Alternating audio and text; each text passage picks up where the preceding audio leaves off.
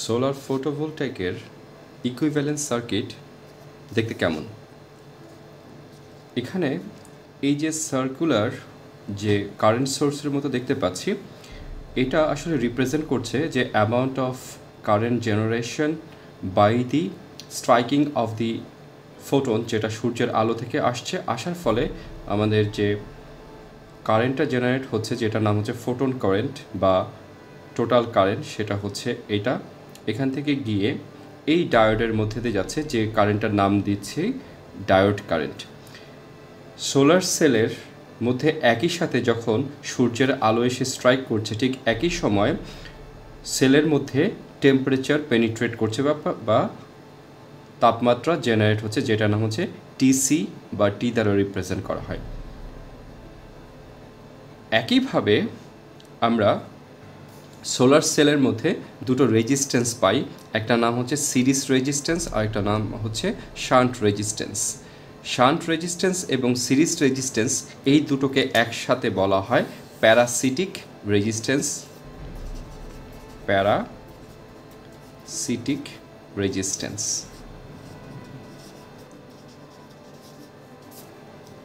আচ্ছা, সোলার সেলের যে প্যারামিটার্স বা ট্রোপোলজিগুলো দেখতে পাচ্ছি, সেগুলো আসলে কেমন? যেমন আই দ্বারা রিপ্রেজেন্ট করছে অ্যামাউন্ট অফ সেল কারেন্ট, যেটা আসলে এই সেলের মেইন, যেটা হচ্ছে সোলার সেলের উপরে যখন সোলার রেডিয়েশন বা সোলার ইনসোলেশন, যেটা সূর্য থেকে আসছে, স্ট্রাইক করার পরে যে অ্যামাউন্ট অফ কারেন্ট এই যে লোডের মধ্যে দিয়ে ফ্লো করছে, এটাই হচ্ছে সেল কারেন্ট, যেটা টোটাল এইখান থেকে ফ্লো করবে।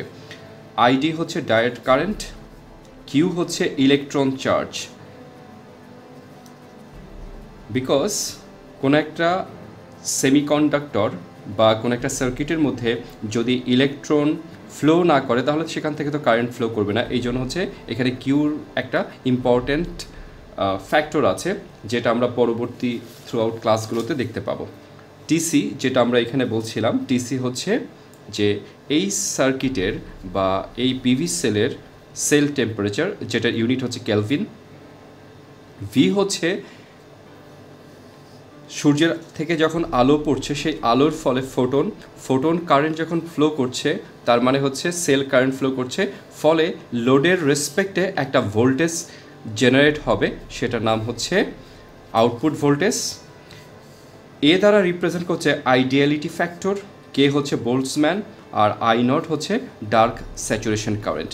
বোল্টজম্যান কনস্ট্যান্টের ভ্যালু আমরা জানি 1.38 × 10⁻³ জুল পার ডিগ্রি কেলভিন, আর ইলেকট্রনের চার্জ হচ্ছে 1.602 × 10⁻19 কুলম।